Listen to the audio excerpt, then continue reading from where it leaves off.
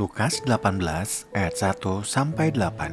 Perumpamaan tentang hakim yang tidak adil. Yesus menyampaikan suatu perumpamaan kepada mereka untuk menegaskan bahwa mereka harus selalu berdoa tanpa jemu-jemu. Katanya, dalam sebuah kota ada seorang hakim yang tidak takut akan Allah dan tidak menghormati seorang pun. Di kota itu ada seorang janda yang selalu datang kepada hakim itu dan berkata, "Belalah aku terhadap lawanku." Beberapa waktu lamanya hakim itu menolak.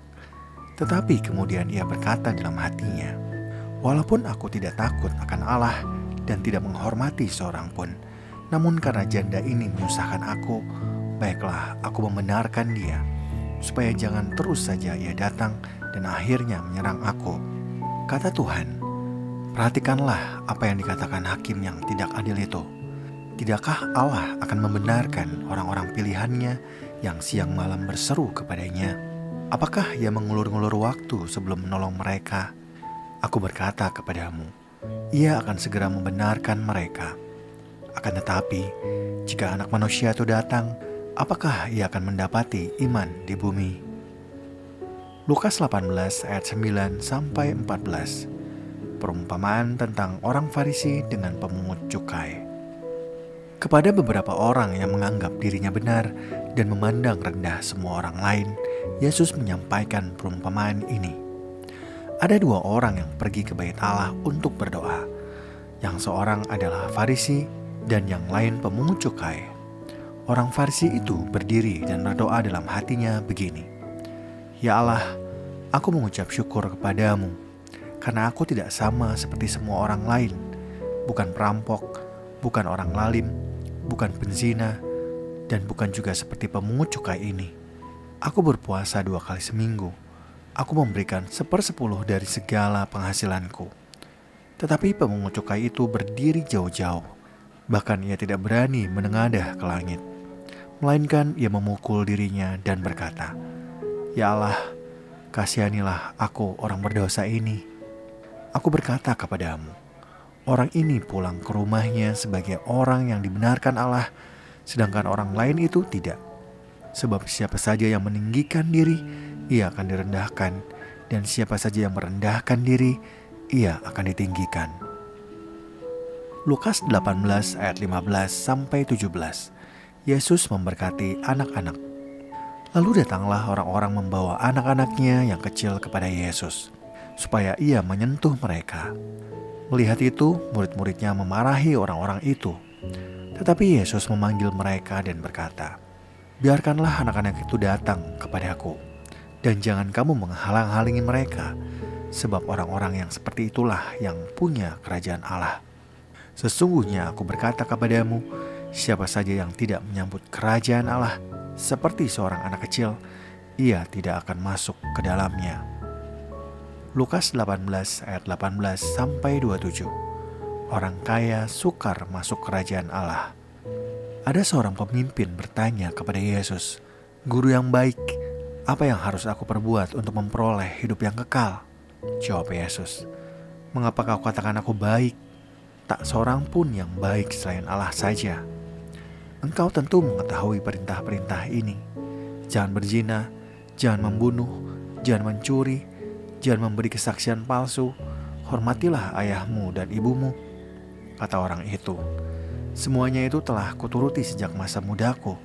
Mendengar itu, Yesus berkata kepadanya, "Masih tinggal satu hal lagi yang kurang padamu. Jualah segala yang kau miliki dan bagi-bagikanlah itu kepada orang-orang miskin, maka engkau akan beroleh harta di surga.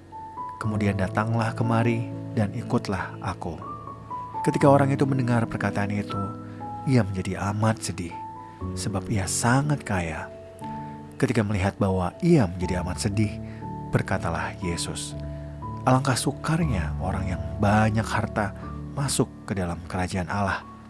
Sebab lebih mudah seekor unta masuk melalui lubang jarum daripada seorang kaya masuk ke dalam kerajaan Allah." Mereka yang mendengar itu berkata, "Jika demikian, siapakah yang dapat diselamatkan?" Kata Yesus, "Apa yang tidak mungkin bagi manusia, mungkin bagi Allah." Lukas 18 ayat 28 sampai 30. Upah mengikut Yesus. Petrus berkata, "Lihat, kami telah meninggalkan apa yang kami miliki dan mengikut Engkau." Kata Yesus kepada mereka, "Sesungguhnya aku berkata kepadamu, setiap orang yang karena kerajaan Allah meninggalkan rumahnya, atau istrinya, atau saudaranya, atau orang tuanya, atau anak-anaknya, akan menerima kembali berlipat ganda pada masa ini juga. Dan pada zaman yang akan datang, ia akan menerima hidup yang kekal." Lukas 18 ayat 31 sampai 34. Pemberitahuan ketiga tentang penderitaan Yesus. Yesus memanggil ke-12 muridnya, lalu berkata kepada mereka, "Sekarang kita pergi ke Yerusalem, dan segala sesuatu yang ditulis oleh para nabi mengenai Anak Manusia akan digenapi. Sebab ia akan diserahkan kepada bangsa-bangsa lain, diolok-olokkan, dihina, dan diludahi. Mereka akan mencambuk dan membunuh dia, tetapi pada hari ketiga ia akan bangkit." Akan tetapi mereka sama sekali tidak mengerti semuanya itu. Arti perkataan itu tersembunyi bagi mereka, dan mereka tidak tahu apa yang dimaksudkan. Lukas 18 ayat 35 sampai 43. Yesus menyembuhkan seorang buta dekat Yeriko. Waktu Yesus hampir tiba di Yeriko, ada seorang buta yang duduk di pinggir jalan dan mengemis. Mendengar orang banyak lewat, ia bertanya, "Apa itu?" Kata orang kepadanya, "Yesus orang Nazaret lewat." Lalu ia berseru, "Yesus, anak Daud, kasihanilah aku." Mereka yang berjalan di depan menegur dia supaya ia diam. Namun semakin keras ia berseru, "Anak Daud, kasihanilah aku." Lalu Yesus berhenti dan menyuruh membawa orang itu kepadanya. Ketika ia telah berada di dekatnya, Yesus bertanya kepadanya, "Apa yang kau kehendaki supaya aku perbuat bagimu?" Jawab orang itu, "Tuhan, supaya aku dapat melihat." Lalu kata Yesus kepadanya, "Melihatlah sekarang, imanmu telah menyelamatkan engkau." Seketika itu juga ia dapat melihat, lalu mengikuti dia sambil memuliakan Allah. Melihat hal itu, seluruh rakyat memuji-muji Allah.